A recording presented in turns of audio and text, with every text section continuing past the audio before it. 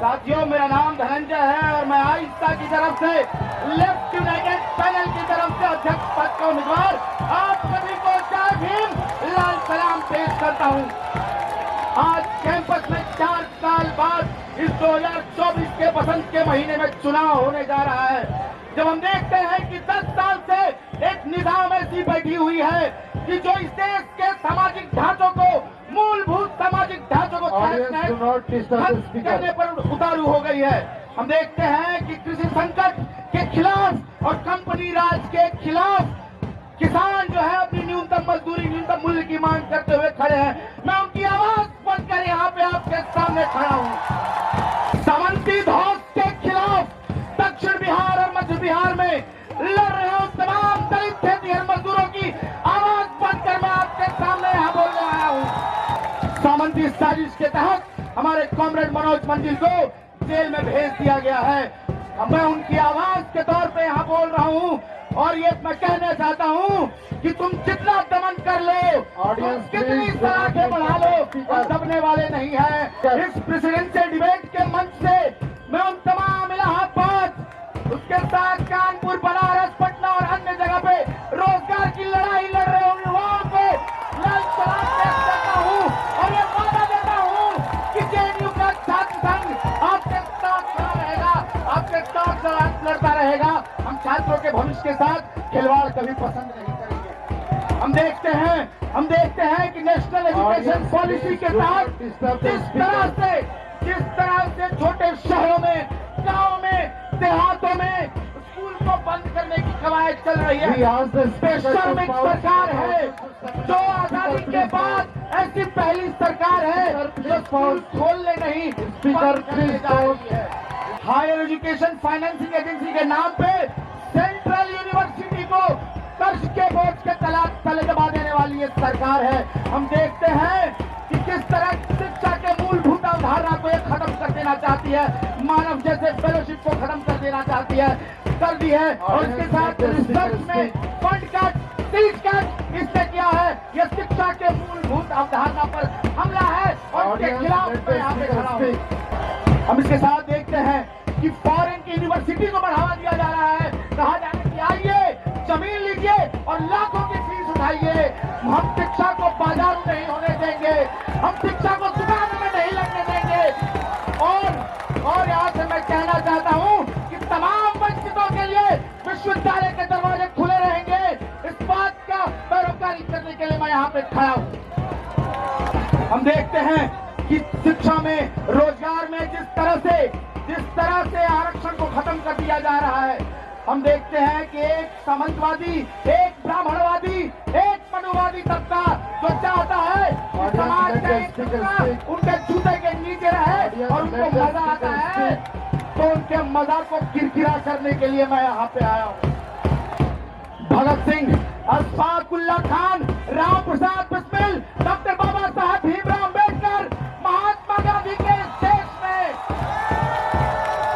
माफी मांगने वाले सावरकर और अंग्रेजों की चटखारता करने वाले गोलवलकर की पैरोकार ये सरकार इस देश में सीए लेके आती है, जो कहती है कि धर्म के नाम पर नागरिकता मिलेगी। हम बता देना चाहते हैं, संविधान को हम मानते हैं जिसमें लिखा है कि ये देश धर्मनिरपेक्ष है और रहेगा। अजीमुल्लाह खान की आवाज में मैं कहना चाहता हूँ अपनी बात कि हम हैं इसके मालिक, हिंदुस्तान हमारा, पाक वतन है कौम का, जन्नत से भी प्यारा। इस आवाज के साथ मैं जीता हूँ। संविधान की रक्षा करते हुए हमारे दोस्तों को जेल में डाल दिया जाता है। हम देखते हैं कि किस तरह से भीमा कोरेगांव में दलितों की आंदोलन को लड़ते हुए हमारे साथी को जेल में डाल दिया। उनकी रिहाई की मांग हम यहाँ से करने आए हैं। सरजील इमाम, उमर खलीद, मिरान हैदर, सबके रिहाई की मांग हम यहाँ से करने आए हैं। जब इस कैंपस में चुनाव हो रहा है, जेएनयू में चुनाव हो रहा है, जेएनयू जाता है पूरी दुनिया में अपने एकेडमिक एक्सीलेंस की वजह से, दुनिया में जाता है इंक्लूसिव नेचर की वजह से, डिबेट डिसेंट की वजह से। लेकिन आज ये जो सत्तासीन सरकार है वो बदनाम करने की कोशिश कर रही है। चुभता है इसे कि गरीब का बच्चा इतनी बेहतर पढ़ाई कैसे कर रहा है। कहा जाता है कि जेएनयू के छात्रों को सड़क पर खड़े करके गोली मार देना चाहिए। अरे किसको गोली मार देना चाहते हैं आप? कल के रोज कल तसव्वुर कीजिए, हम और आप में से कोई नॉर्थ गेट के बाहर निकले और कोई सरफिरा अगर गोली मार दे तो उसका जवाबदेही कौन होगा? ये सरकार से एक सवाल है हमारे लिए। मैं कहना चाहते कि जिस तरह से मारपीट बढ़ावा दे रहे हैं और शर्म देखिए कि ये चुनाव भी लड़ रहे हैं, वोट भी मांगना है। खैर ये जेएनयू की डेमोक्रेसी है कि जो ऐसे लोगों को भी चुनाव लड़ने का मौका देती है। मारपीट से सिर्फ हमारा खून नहीं बहता है। झारखंड में, बिहार में, तेलंगाना में, राजस्थान में, किसी गांव में वहां के लड़कियां लड़कियों का सपना भी उस मारपीट से मर जाता है। इसकी बात नहीं करते। बात करते कि आप मानते होंगे कि गौमूत्र से कैंसर ठीक होता है, लेकिन आज हम साइंस और साइंटिफिक रिसर्च की पैरोकारी करते हैं। यहाँ पर निजीकरण के नाम पे जो इंजीनियरिंग के साथ स्कूल ऑफ इंजीनियरिंग के साथ धोखा हुआ है, हमसे ज्यादा फीस उठाया गया और इंफ्रास्ट्रक्चर कुछ नहीं दिया गया। ऑडियंस, इस कैंपस में जब तक किसी के सर पर छत नहीं गिरता है तब तक रिनोवेशन का काम नहीं होता है। पीडब्ल्यूडी के लिए सुटेबल कैंपस नहीं बनाया जाता है। हम देखते हैं कि इस कैंपस में बेबाक, बेखौफ आजाद महिलाओं की आवाज को दबाया जाता है, जेंडर माइनॉरिटी के अशोषण को दबाया जाता है और जीएसटीएस को खत्म कर दिया जाता है। मैं उसके खिलाफ यहाँ पे खड़ा हूँ। जब सुबह सुबह हम जागते हैं तो देखते हैं कि आपके वॉशरूम को कोई साफ करके रखता है। कौन है वो? ये सैनिटेशन वर्कर है। इस कैंपस का 3-3 महीने तक उसकी तनख्वाह नहीं आती है। ये शर्म करना चाहिए इनको। इसी कैंपस के 400 कर्मचारी जो दिन रात हमारे साथ मिलकर इस कैंपस को चलाने के लिए अपना खून पसीना बहाते हैं, उनको कभी भी किसी वक्त भी निकाल देने की साजिश यहाँ पे चल रही है। उसके खिलाफ मैं यहाँ पे बोल रहा हूँ। और ये हमला ऐसा नहीं है। अरे साफ बात है, हम लोग के सामने हमें खड़ा बखूबी होने आता है। हम खड़ा हो सकते हैं। 1996 में भी जब फी हाइक हो रहा था, नियोलिबरलिज्म का, नवउदारवाद का इसको लैब बनाया जा रहा था, तब उस समय कॉमरेड चंदू की नेतृत्व में फी हाइक को रोका गया था। और एक मजेदार बात बताता हूँ आपको, जब एक फी हाइक हो रहा था, एड ब्लॉक पे प्रदर्शन चल रहा था, एबीवीपी के लोग अंताक्षरी का प्रोग्राम करवा रहे हैं। हम देखते हैं 2019 में उसी रवायत को फिर से लागू होता है और एक लड़ाई लड़ी जाती है फिर से फी हाइक के खिलाफ। पहली सफ में हम खड़ा होते हैं, नॉट एन इंच बैक का नारा देते हैं और फी हाइक को दूर भगाते हैं और एबीवीपी के लोग प्रशासन की गोद में झूला झूल रहे होते हैं।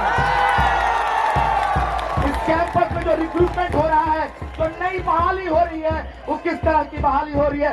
उस प्रोफेसर की बहाली की पहली शर्त है जो सबसे ज्यादा नकारा ये वो लेफ्ट लेड यूनियन है जो फिलिस्तीन के पक्ष में आवाज बुलंद करता है, जो मणिपुर के पक्ष में आवाज बुलंद करता है, जो कश्मीर के लोगों को बिना बताए उनसे 370 छीन लिया जाता है, तब आवाज बुलंद करता है। और कमाल की देखिए, आज की बात है कि लद्दाख के लोग अपना संघर्ष कर रहे हैं। देश की सरकार, बेशर्म सरकार, उनसे बात भी नहीं कर रही है। आप जानते हैं कि सांप्रदायिकता का जहर इस तरह से घोला जा रहा है पूरे देश में, जहां पे नफरती उन्माद फैलाया जा रहा है। आप देख लीजिए, मुजफ्फरनगर से लेकर आसाम तक, उसके साथ नॉर्थ ईस्ट दिल्ली तक जिस तरह के दंगे, जिस तरह की आग लगाई गई है, मुसलमानों का जनसंहार हुआ है, उसके खिलाफ हम खड़े हैं। हसदेव से लेकर धारावी तक जिस तरह से अडानी को बेच दिया गया है, उसके खिलाफ हम यहाँ पे खड़े होकर आए। ये हमारी रवायत है, ये हमारी लड़ाई है जिसको हम लेकर चलते हैं। आने वाले वक्त में जब ये छात्र संघ चुन के आएगा तो हम आपको ये ऐलान करते हैं कि जो एमसीएम है, जो 2000 रखा हुआ है, उसको 5000 करवाया जाएगा। ये इंश्योरिटी देते हैं, लड़ाई की ताकत रखते हैं। नॉन नेट फेलोशिप जो 5000 से 8000 के बीच में अटका पड़ा है, उसको 20000 तक करवाने की हम लड़ाई लड़ेंगे। कि बेहतर रिसर्च हो सके, बेहतर पढ़ाई हो सके, इस कैंपस में साइंटिफिक टेम्परामेंट को बढ़ावा मिले, इस कैंपस में साइंस को बढ़ावा मिले, इसके लिए बेहतर फैसिलिटी हो, इसके लिए बेहतर लैब हो, इसके लिए बेहतर रीडिंग रूम हो, इसकी इंश्योरिटी करवाते रहे हम। इसके साथ इस कैंपस में एक प्लेसमेंट सेल, बेहतर प्लेसमेंट सेल रहे, इसकी नुमाइंदगी करते हैं हम। इस कैंपस में फिर से जीएस कैश को रिइंस्टेट करने की बात करते हैं हम। क्यूरोफोबिया और होमोफोबिया को बर्दाश्त नहीं किया जाएगा इस कैंपस में। नए हॉस्टल की जिन हालत को बेहतर करने की, बना नया नवेला बराक हॉस्टल की खुलवाने की लड़ाई और पुरजोर होगी और लड़ा जाएगा, इसको तुरंत से तुरंत खुलवाया जाएगा।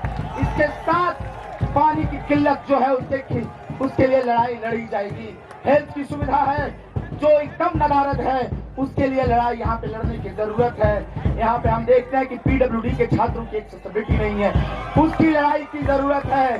तो आने वाले 22 तारीख को एक संघर्षकारी यूनियन को चुनिएगा।